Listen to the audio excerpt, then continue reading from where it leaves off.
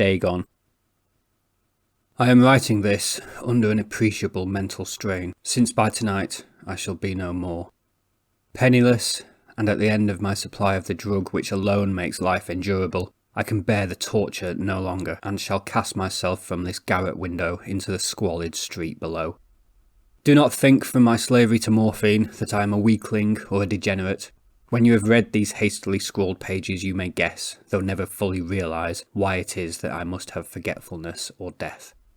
It was in one of the most open and least frequented parts of the broad Pacific that the packet of which I was supercargo fell a victim to the German sea raider.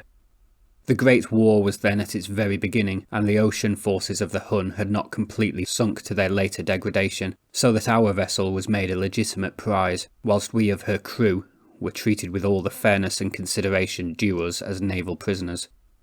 So liberal, indeed, was the discipline of our captors, that 5 days after we were taken I managed to escape alone in a small boat with water and provisions for a good length of time. When I finally found myself adrift and free, I had but little idea of my surroundings. Never a competent navigator, I could only guess vaguely by the sun and stars that I was somewhat south of the equator. Of the longitude I knew nothing, and no island or coastline was in sight. The weather kept fair, and for uncounted days I drifted aimlessly beneath the scorching sun, waiting either for some passing ship or to be cast on the shores of some habitable land. But neither ship nor land appeared, and I began to despair in my solitude upon the heaving vastnesses of unbroken blue. The change happened whilst I slept. Its details I shall never know, for my slumber, though troubled and dream-infested, was continuous. When at last I awaked, it was to discover myself half sucked into a slimy expanse of hellish black mire which extended about me in monotonous undulations as far as I could see, and in which my boat lay grounded some distance away. Though one might well imagine that my first sensation would be of wonder at so prodigious and unexpected a transformation of scenery, I was in reality more horrified than astonished, for there was in the air and in the rotting soil a sinister quality which chilled me to the very core. The region was putrid with the carcasses of decaying fish and of other less describable things which I saw protruding from the nasty mud of the unending plain. Perhaps I should not hope to convey in mere words the unutterable hideousness that can dwell in absolute silence and barren immensity. There was nothing within hearing, and nothing in sight save a vast reach of black slime, yet the very completeness of the stillness and the homogeneity of the landscape oppressed me with a nauseating fear. The sun was blazing down from a sky which seemed to me almost black in its cloudless cruelty, as though reflecting the inky marsh beneath my feet. As I crawled into the stranded boat, I realised that only one theory could explain my position. Through some unprecedented volcanic upheaval, a portion of the ocean floor must have been thrown to the surface, exposing regions which for innumerable millions of years had lain hidden under unfathomable watery depths.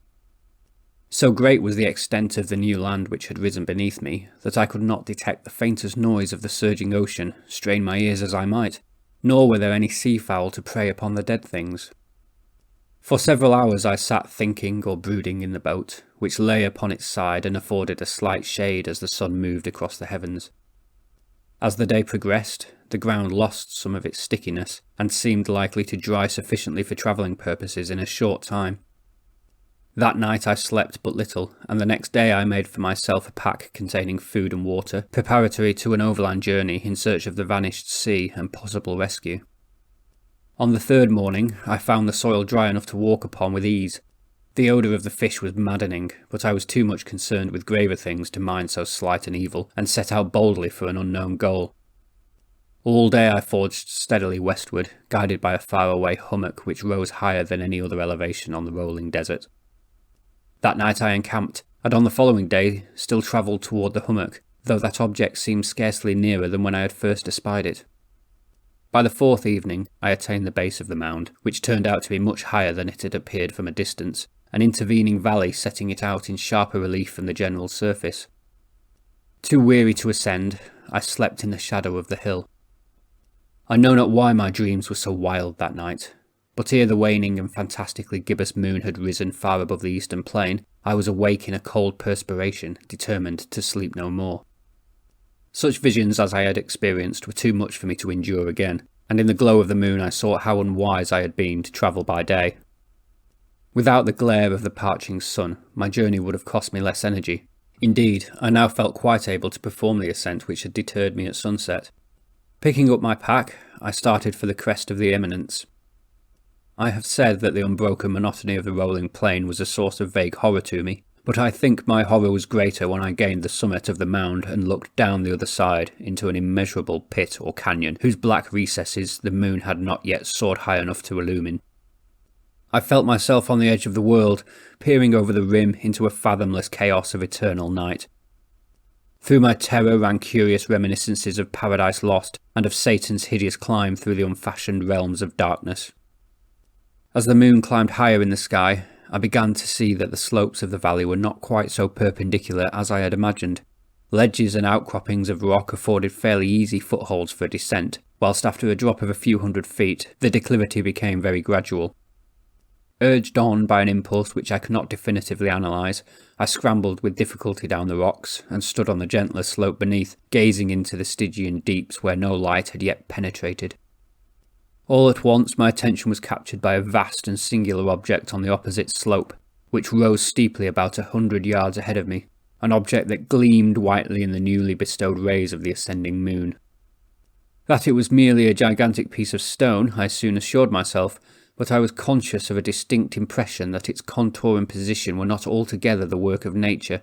A closer scrutiny filled me with sensations I cannot express, for despite its enormous magnitude, and its position in an abyss which had yawned at the bottom of the sea since the world was young, I perceived beyond a doubt that the strange object was a well-shaped monolith whose massive bulk had known the workmanship and perhaps the worship of living and thinking creatures. Dazed and frightened, yet not without a certain thrill of the scientist's or archaeologist's delight, I examined my surroundings more closely. The moon, now near the zenith, shone weirdly and vividly above the towering steeps that hemmed in the chasm, and revealed the fact that a far-flung body of water flowed at the bottom, winding out of sight in both directions, and almost lapping my feet as I stood on the slope. Across the chasm, the wavelets washed the base of the cyclopean monolith, on whose surface I could now trace both inscriptions and crude sculptures. The writing was in a system of hieroglyphics unknown to me, and unlike anything I had ever seen in books, consisting for the most part of conventionalised aquatic symbols such as fishes, eels, octopi, crustaceans, mollusks, whales, and the like. Several characters obviously represented marine things which are unknown to the modern world, but whose decomposing forms I had observed on the ocean-risen plain. It was the pictorial carving, however, that did most to hold me spellbound. Plainly visible across the intervening water on account of their enormous size were an array of bas-reliefs whose subjects would have excited the envy of a Doré.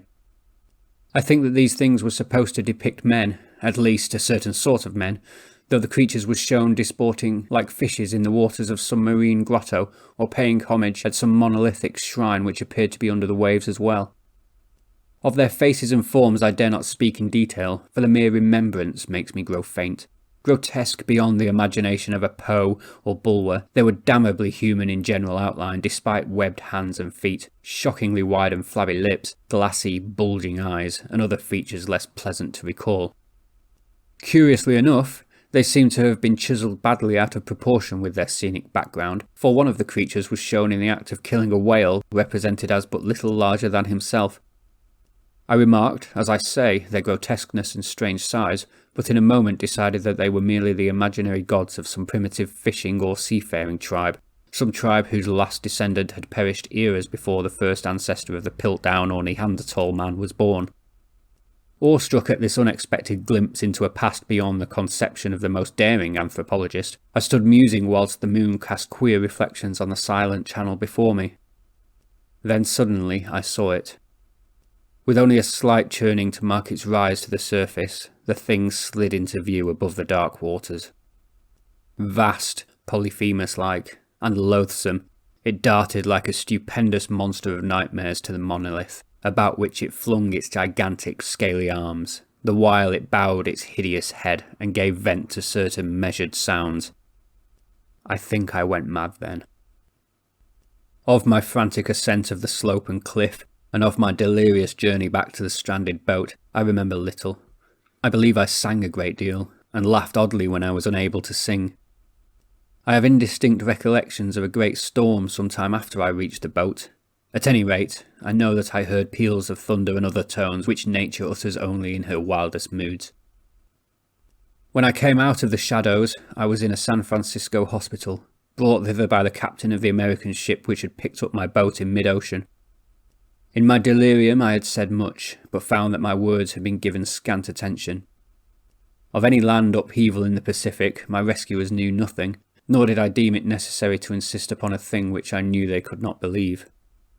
Once I sought out a celebrated ethnologist and amused him with peculiar questions regarding the ancient Philistine legend of Dagon, the fish god, but soon perceiving that he was hopelessly conventional, I did not press my inquiries. It is at night, especially when the moon is gibbous and waning, that I see the thing. I tried morphine, but the drug has given only transient surcease, and has drawn me into its clutches as a hopeless slave. So now I am to end it all, having written a full account for the information or the contemptuous amusement of my fellow man. Often I ask myself if it could not all have been a pure phantasm, a mere freak of fever as I lay sun-stricken and raving in the open boat after my escape from the German man-of-war. This I ask myself, but ever does there come before me a hideously vivid vision in reply. I cannot think of the deep sea without shuddering at the nameless things that may at this very moment be crawling and floundering on its slimy bed, worshipping their ancient stone idols and carving their own detestable likenesses on submarine obelisks of water-soaked granite. I dream of a day when they may rise above the billows to drag down in their reeking talons the remnants of puny war-exhausted mankind, of a day when the land shall sink and the dark ocean floor shall ascend amidst universal pandemonium.